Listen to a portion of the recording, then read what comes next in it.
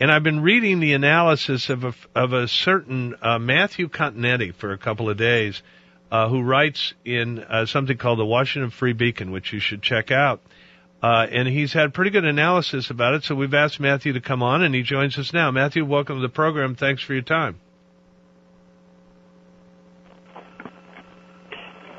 You there, Matthew? I am. Can you hear me? Yes, I can hear you now. I'm sorry. Thank you for having me. That's okay. Thanks for taking the time. First of all, can I just ask you, you may know the history of these things.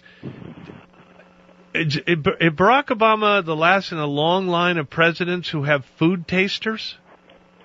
Well, I have to tell you, when I saw that item, I was a little bit just as surprised as you were, simply because,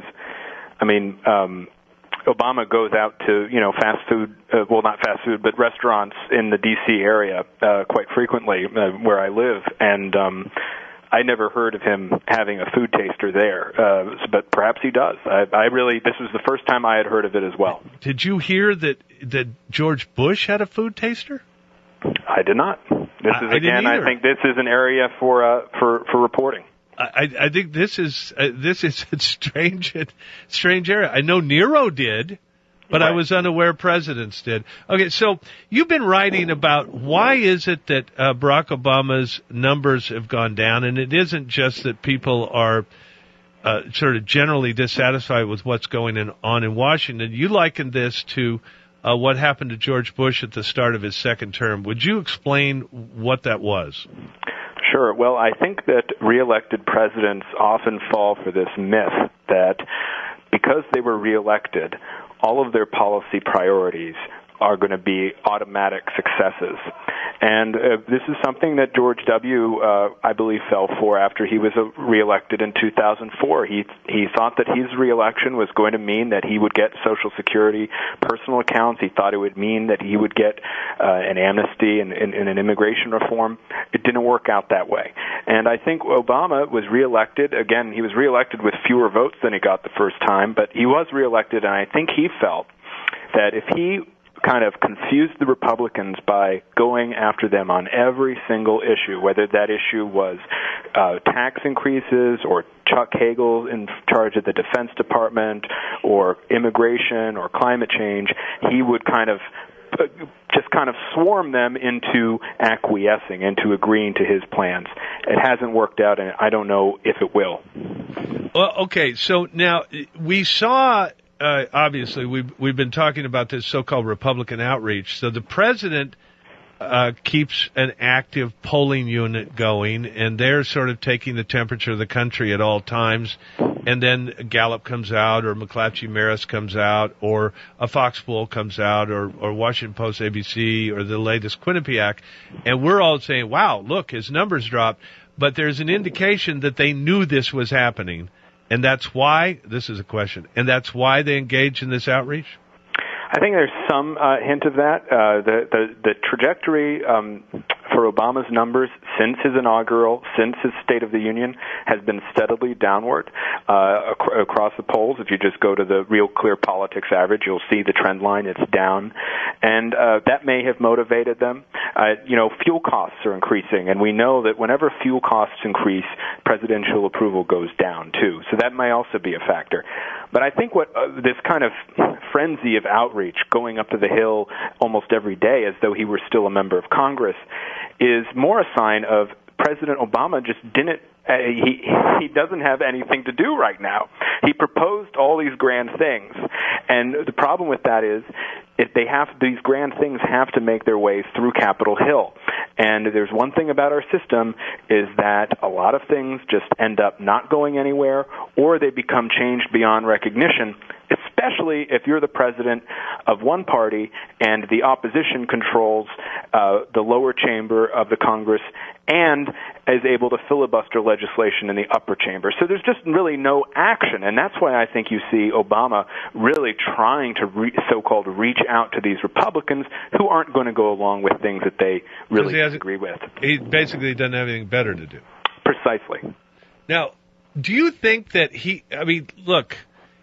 I don't want to give him credit for paying too much attention to history, but George Bush's recent history, pretending or thinking he had a mandate when he really didn't, wasting his effort on that Social Security reform he tried, and it quickly failed. And he famously said, I got political capital, I'm going to spend it. Well, he went out and spent it, and he probably should have been paying attention to the war at the time. Why do you think that Obama seemed to be unaware of what happened to Bush and fall into the same trap? Well, if there is one thing we all know about Barack Obama, it's that he has a huge ego. And I think that he has, if you just read his published statements, things that have been reported that he says, he believes he's truly different. There was something recently reported, I believe, in the New York Times where Obama was in a conversation with his advisors, and the advisors said, well, we're going to have to be really lucky to have something happen. And Obama said, what's my name? You know, Luck is my name. He was trying to say that Luck is his middle name. And this is how the president thinks about himself. And so I think that's one reason why he may not have anticipated this type of response to his very liberal, very proactive agenda. The other thing is, though, he didn't really run on anything. I mean, we went through this campaign. His real stake that he made was, I'm not Mitt Romney. You know, I'm not this Republican. I'm not Todd Aiken. I am different from that, and I care about the poor people, and vote for me and you as a reason to avoid this guy who believes 47% of the country should be written off. And that was enough to get him 51% of the vote. The problem is, well, just like in that movie, The Candidate, what do we do now? And so he's trying different things. He's trying immigration. He's trying the gun control in the aftermath of the Newtown shooting.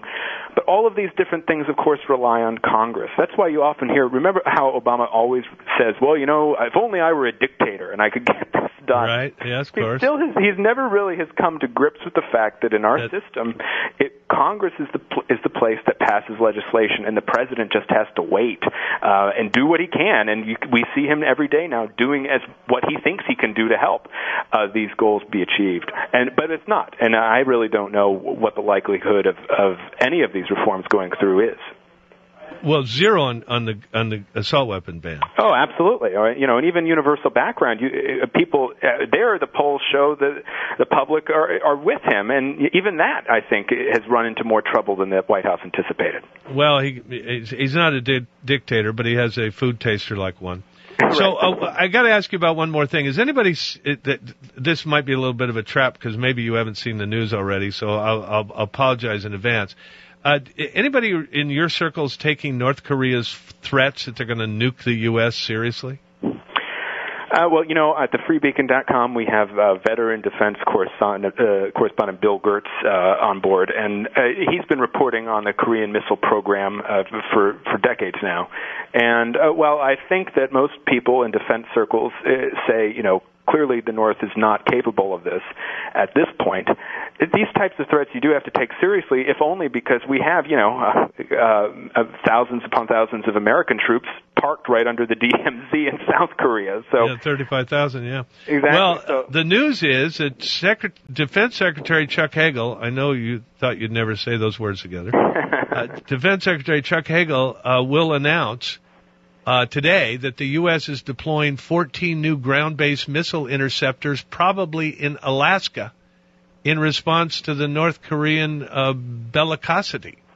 Well, look, I'm a strong supporter of missile defense, and I want to see more of it, and so I think that's probably a justified move, and I hope it actually makes liberals who have opposed missile defense for decades now, since Ronald Reagan first proposed it in '87, that maybe, you know what, maybe in this world we have to, especially when we look at North Korea and we look at Iran continuing their nuclear program, missile defense has to be done. Yeah, well, and maybe you ought to mention the words Iron Dome and see how people react. That's right. Well, I hear Obama is actually going to check out an Iron Dome system on his trip to Israel next week, except he doesn't want to go to one that's under deployment, I guess, for political reasons. So he's just going to see one, I guess, in a warehouse. Well, they're dragging one away from the front lines to some football field so he can right. look at it. Right. Well, I hope his food tester is with him in Israel. Hey, Matthew sure. Continetti, it's really great of you to come on. Appreciate it. I hope you'll do it again, and we love talking to you. Well, thank you, John. All right, we're going to take a quick break. When we come back, why you should